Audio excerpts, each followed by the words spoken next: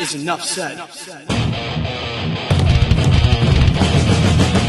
Happy Taco Tuesday, Heat Nation. Yo, boy Ernest here. Back with another Miami Heat Talk video. Hope y'all having a great day so far. Hope you had a great long Labor Day weekend. Please show that positivity and support to the channel. Hit that like button. Do not forget to share so your friends and family can see it as well. But more importantly, smash that subscribe button and click that notification bell.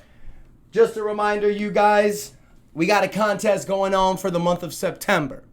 You guys get me to 7,000 subscribers by October 1st. And I'll be giving away this. A Dwayne Wade Miami Heat jersey in a live video. I also got some cash for you guys. We'll be giving away a Jimmy Butler jersey as well. So we're going to have a lot of fun. So click that subscribe button because that's very important. Now, please join me as we go on another Miami Heat Talk adventure. Because guys, it's September. We are at the corner of the beginning of the basketball season. September is when training camp begins. And I'm crazy excited because for the first time in a long time, we have a youth movement roster, ladies and gentlemen. We don't have a roster coming in with question. There's no issues with Jimmy Butler. There's no prima donna situation. There's no what's going on with Kyle Lowry. No. We have a nice young roster moving forward. You got a nice blend of young players, developmental players, and players that can help you win now. Now, I understand we have a few hiccups here and there with Terry Rozier, but overall, I'm loving how this roster's looking.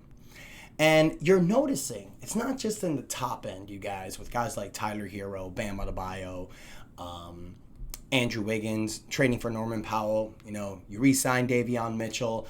You got Kel'el Ware.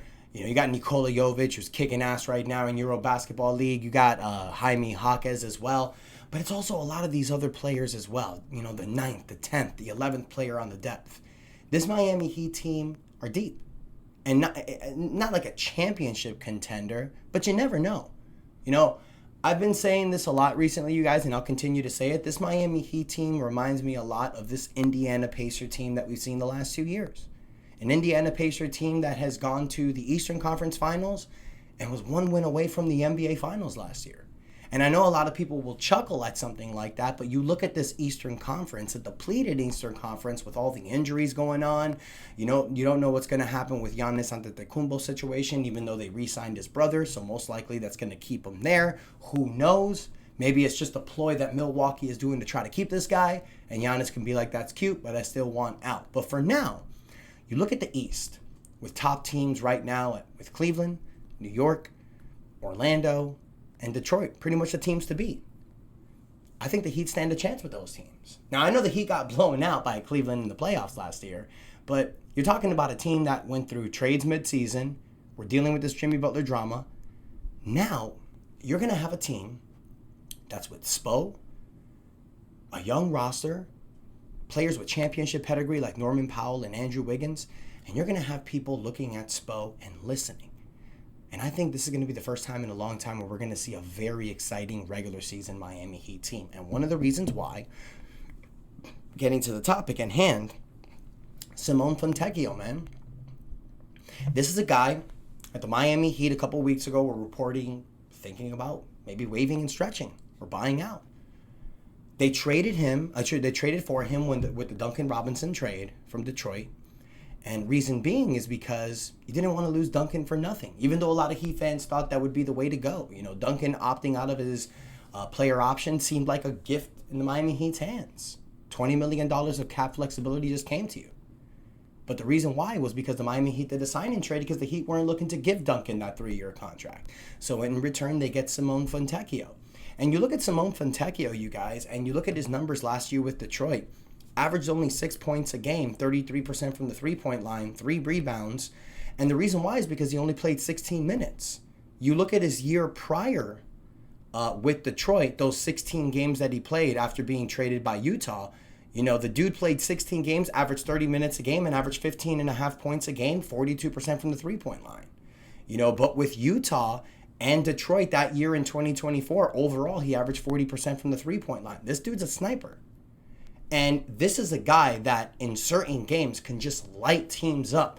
And if any team knows that, it's the Miami Heat because he's done it to us before in multiple teams where he just is a Miami Heat killer. And dude showed it yesterday in the EuroLeague playing against Bosnia and Herzegovina. Might be saying that wrong, but yeah. Yesterday, dominated you guys. Homeboy dropped 39 points, 13 for 20 for the field, 7 for 10 for the three-point line, 8 rebounds, 3 assists. This dude, in a December, January game, when certain players aren't available, can come off the bench, potentially start for you, and just be a killer. He is a lethal three-point shooter. And for people saying that Miami Heat wasted trading Duncan Robinson for this guy, I don't think that's the case. Because when you think about it, you guys, you wanted to keep Duncan Robinson on this roster because what is Duncan? A three-point specialist.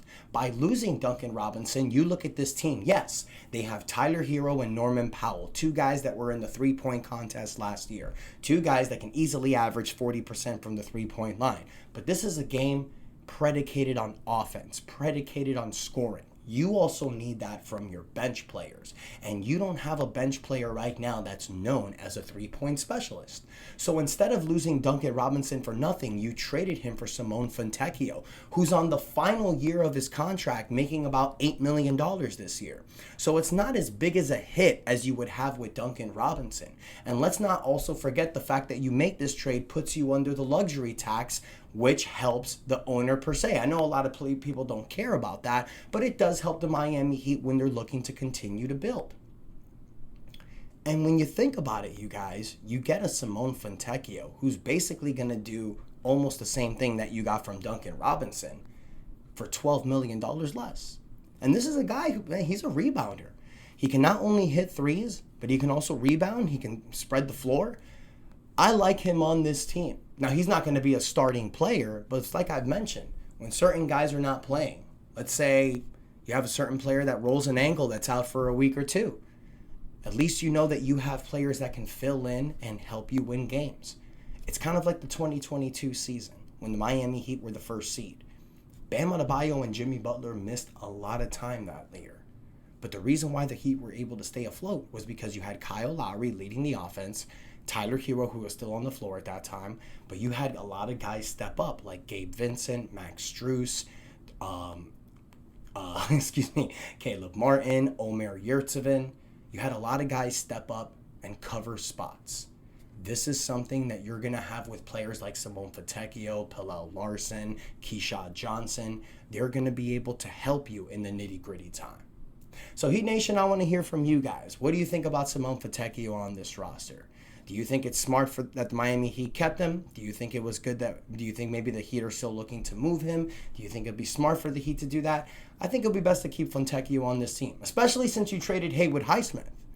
Now you're going to have a little bit more flexibility for guys like Jaime Jaquez, Pallel Larson, and Fontecchio. So I'm curious to see how this Heat team does this year, you guys. I'm really excited for it. Let me know your thoughts in the comments. Don't forget to like, share, and subscribe. Guys, thank you all so much for the recent comments. For those of you that don't know, my channel recently got demonetized. I will be doing a video explaining what happened. I think that deserves its own video. But a lot of you guys have been on the comments. I do apologize for my spotty posting, you guys. It's just since that happened, I really felt it was best for a mental break.